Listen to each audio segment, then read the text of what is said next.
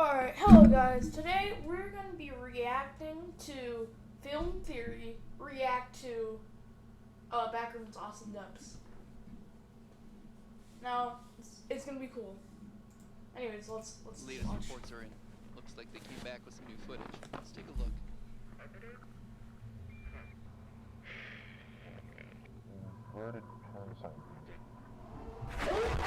Now it starts to come together. That's it, huh? Well, it's enough. Round up the troops. We've got a lot to discuss. Things just went from... If this was happening in real life, I would actually, I don't know.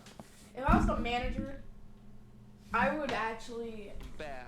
not shut down the Backrooms, but actually, Hello, Internet. Welcome to send, a Film couple Theory, people. the show that wants to no-clip in your subscription feed. Volunteers that would just go wander around the place with, a location and tarp, or whatever it's called. Today, I once again find myself trapped in the endlessly soggy hallways of the Backrooms, the analog horror series produced by Kane Pixels and available right here on YouTube.com for the low, low price of free. The last time we enrobed ourselves in its putrid yellow wallpaper, we concluded that the world of the Backrooms seems... Alright, just to tell you, he did not make, well, he did make this video, but when he made this video, a couple more things came out, and I thought he was going to make another, kind of video like this, but I guess he didn't, which is completely fine with me, just, to function a lot like a level map in a video game. You know how in a video game there's a set map that you're able to explore, and that there are walls or invisible boundaries that make sure that you stay within the acceptable area of play? Well, the way I see it, that's the real world here in Kane's series, the bounded area that humans are allowed to play in. However, video games also have tons of things that are hidden in spaces outside the cool thing about Kane Pixels is that when this video came out, this human boundaries of those levels. Unused ideas, spare assets, cut content. You want to know why FNAF's Security Breach's file size was so huge when the thing first came out? Something like 80 gigs of content? Well, it was just piles and piles of cut stuff. Full floors of geometry that weren't accessible in the course of normal gameplay, but hadn't been removed from the game's files. And that, my theorists, are what I expect the Backrooms are. The cut content, the spare assets, the AI-generated worlds that didn't quite make the cut for reality. Last time we proposed that somehow... Yeah, the AI cuts for reality. So, that leads the only question here. Who is the person that is making, that is, who's the owner of the, async? And who's the person, or how did all those things, okay, go back here. All those things, including these, go into the Backrooms. I know how the Backrooms was made because this simple video. The company Async was able to use electromagnetism to tap into those parts of the map, the ones that exist outside the boundaries of reality. Yeah, so there's the beginning of the Backrooms. The only thing I'm questioning is who made the Backrooms before it was ever found out that it could be another universe. Before anybody knew what it was. How did it get there? We have all the proof right here, but we're not looking deep enough on the parts of the world that we're meant to see, giving us the various repetitive corridors of the Backrooms as we know them. Now, since the release of that last theory, Kane has come out with 3 new videos. The first is Pitfalls, where one of yes, he Async's researchers descends deeper than ever before in the Backrooms, only to discover an entire underground city. The next was Report, where we see the immediate aftermath of that incident and Async sealing the entrances to the Backrooms. And finally, there was Presentation, where we see how Async pitched this thing as the solution to an increasingly overpopulated world, but how they ultimately lost their government contracts when Okay, so I did not, watch this far. Researcher accidentally causes a lockdown of the facility. All 3 of these new videos are full of lore details. But yeah, that's what I'm saying. Who made the things, and you know, who made the Macrooms? Macrooms? This isn't Apple. Backrooms. Who made the Backrooms? Like, was it an alien? Because that's kind of what I'm getting. Like, where is the Backrooms? Like, of course, it's like underground. But are we sure? Are we sure? Is it in another universe? What happens when you get out of the Backrooms in another, you know, unexpectedly? Are you in another universe? A universe that doesn't have the Backrooms? You just teleport into the middle of the street? That's things that we gotta know. K and Pixels got a long way from that though. We're only 2 minutes 30 seconds of the video, and the video is like 5 minutes long. These aren't just responsible for warping physical reality, they're also warping time itself. Attention all you party goers, I think I've cracked exactly how We got party goers. and why people are no-clipping into this place. But enough talking, friend. That solves my question. It's time to go get lost in these endless Well, hallways it kinda solves my of question. lore. Now, despite the video game concept of no-clipping Well, being a key part of the original creepypasta I like that saying the well. series is based on, Okay, hold up. concept of no-clipping. How does that happen? How do we no clip? And if we no clip, where do we go? Do we go to a universe? Or do we just fall underground? Being a key part That's- of the original oh my creepypasta God. that the series is based on, Kane I have has yet to questions. explicitly reference any video game terminology. However, after watching this new slate of videos, I'm more convinced than ever that we're still on the right track. For example, let's take a closer look at Pitfalls. In it, we follow researcher Marvin Lee as he falls to a deeper level of the facility, only to discover a full neighborhood underground. And I do mean full. Streetlights, houses, trees, all of it. Well, all of it except for people. There are no signs of life here. So either an entire empty town fell into the back rooms, or this is yet another example of an unusual... Yes. So, if you look in the couple videos, I don't know which one, it will show like a car falling into the back rooms. This could be, you know, level. And when we do no, get to I don't think this is houses, an they're incomplete just level. slightly I mean, it could off be. inside.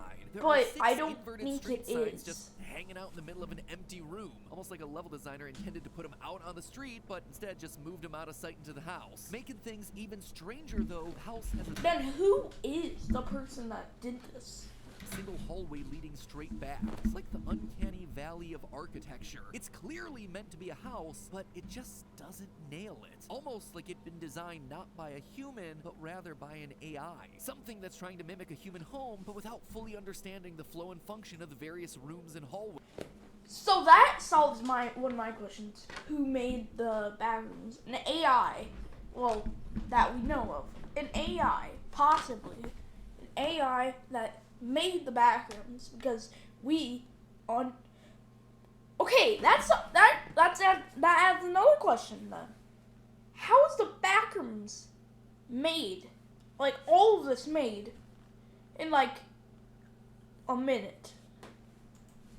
But of course, it doesn't end there. If you followed the backrooms at all, you know that Kane likes to hide a bunch of secrets in the descriptions of his videos, and 2 of the new uploads, That's what I'm report saying. and presentation, link to secret unlisted uploads. The first of these is titled This.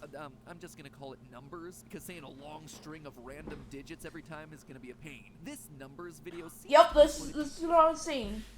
from a traffic camera on a highway. Nothing too out of the ordinary, right? But then, about 22 seconds in, we see a car no-clip through the ground. Not only does this Yep, tell us that's that what I was literally saying. anything can wind up in the back rooms, including large vehicles like cars, but I think we might be able to figure out who was actually in that car. Back in the upload Missing Persons, we see posters for multiple people who have disappeared since the opening of the back rooms. One such poster is for Margaret Watson, the only poster of the bunch that describes not only her physical appearance, but also her car. Her car is a 1987 Ford Escort. And wouldn't you know it, but when you compare the footage from Numbers to an 87 Ford Escort, they have the same boxy appearance. So I wouldn't be surprised if this is meant to be footage Yes, of we Margaret found another, Watson or no-clipping not into the movie, Backrooms on but December 2nd, 1989. found another along with missing her person. car. But that's not all that we Or can get out of the secret upload. fake. The digits in the title of Numbers obviously aren't meant to be random here, but what are they? All our usual suspects are out. Ciphers don't seem to work, it's not a phone number, and it doesn't seem to be long enough for hex code either. No, Kane decided to get even more creative with this one. That series of 13 numbers is actually an international standard book number, an ISBN. These are unique numeric codes used to identify books. Kind of like a fingerprint for a book, and 978-0415-263-573 is linked to a book written by Charlotte Perkins Gilman, the literary classic, The Yellow Wallpaper. Yellow Wallpaper! Oh!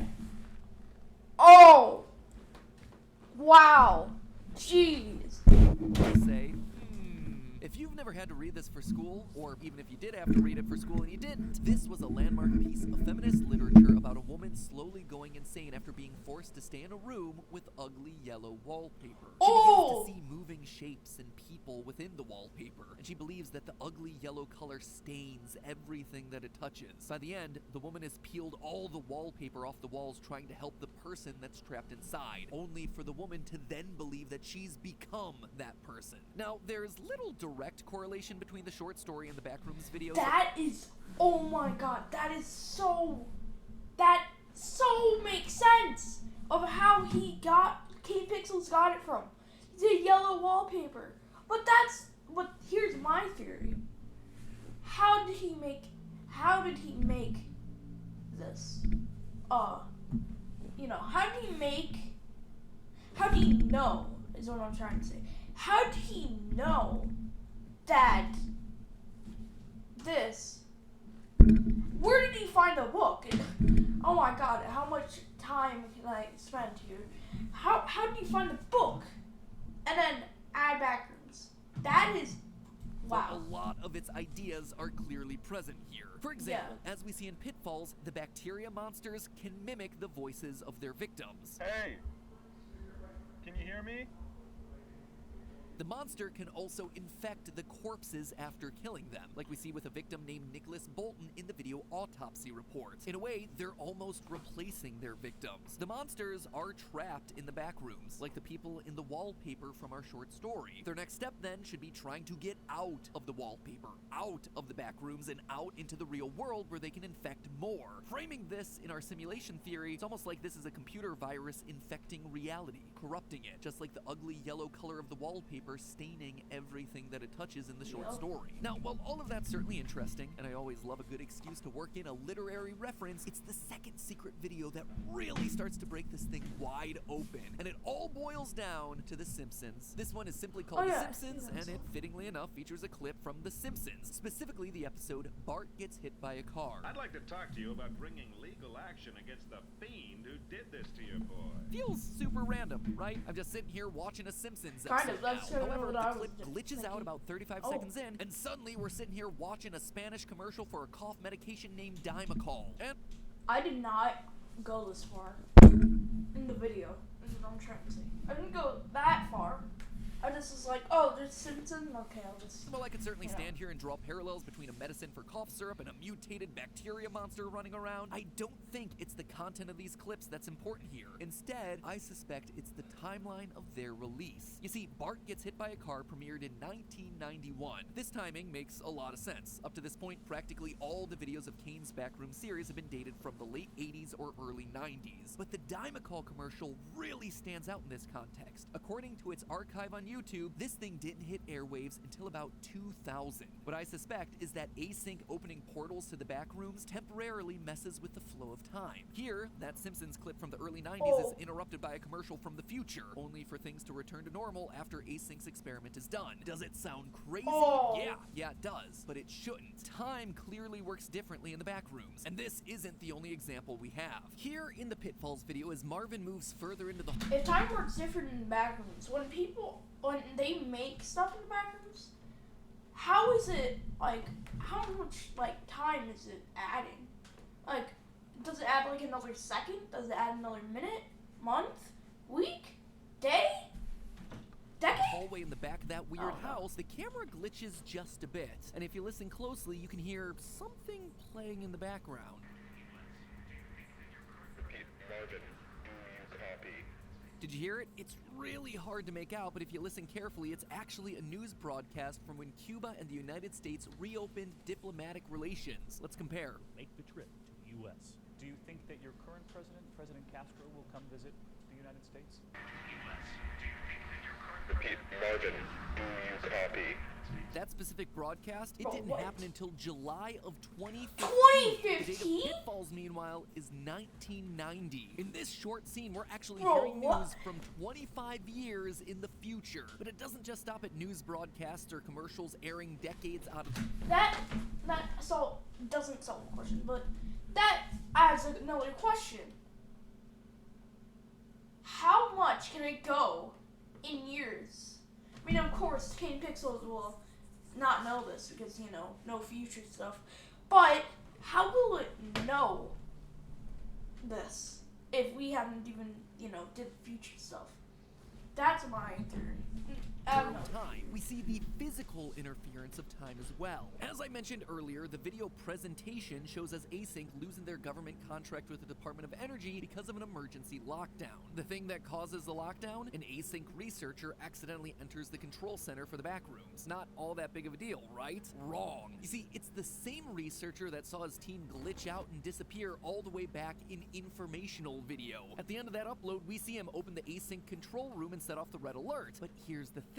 This guy disappeared on February 29th, 1990. His reappearance and presentation is on May 8th, 1990, over Whoa. 2 months later. But clearly he hasn't been wandering around for that long. He's somehow been transported into the future. This can even go so far as to explain Bro, a discrepancy what? that I've called out in past videos. Then in the how very did- first upload of the series, we see a clapper board that What? clearly marks the date as July 1990 something. But the date in the description of found footage reads as September 23rd, 1996, a date that's just completely different from what we saw written on that clapper board. When we first covered the backrooms, I figured this was just an innocent mistake, you know, small error in dates during a point in the series when dates didn't matter all that much. But now it is clearly setting up the idea that time works Very clear.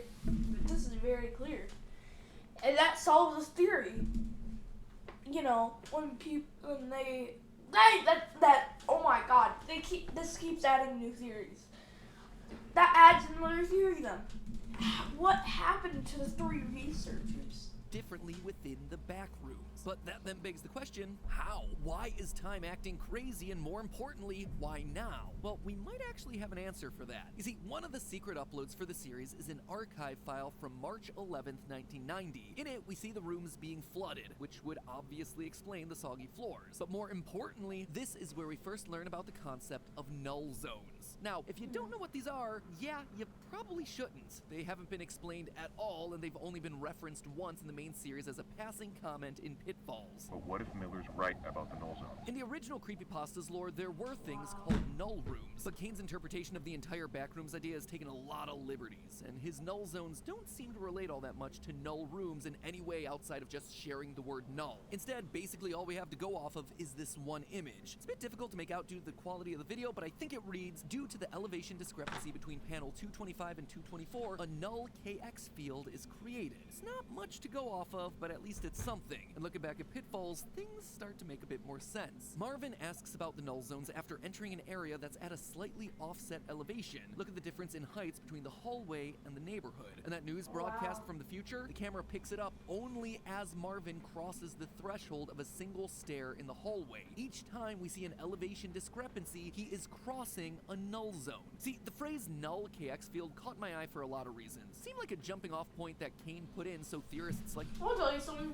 Doesn't K look like X? But X looks like K. If you just move this, if you just put this to the slab, and then, this like this, and then this to like this, add that down here. like us could discover something about the world that he's building. So let's break down what the phrase could actually mean bit by bit, starting with null. In physics, a null is a point where two opposing quantities cancel each other out. Basically, when two equal waves meet, there's going to be a point where they perfectly reflect each other, thereby canceling each other out. The channel Electro Boom here on YouTube demonstrates this really well using sound waves. Right now only the first speaker is on, and I'm gonna stay out of its way and turn the second speaker on. Now I turn the speaker off again. On. Off. That's cool. On.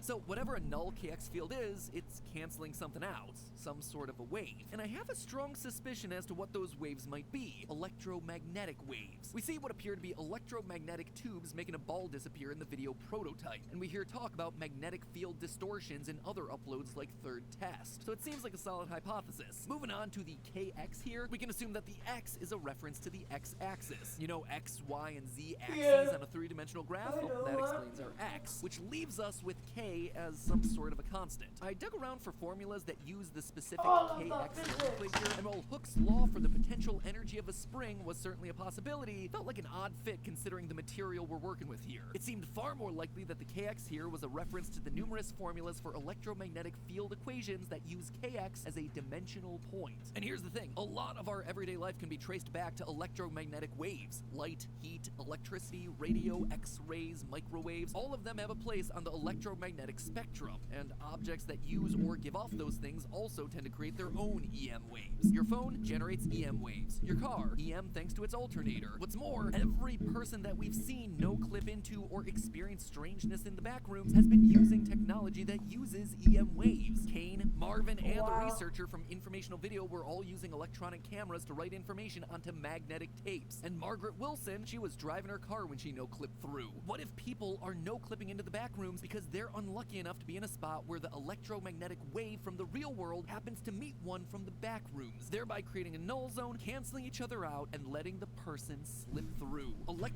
Then that adds another theory.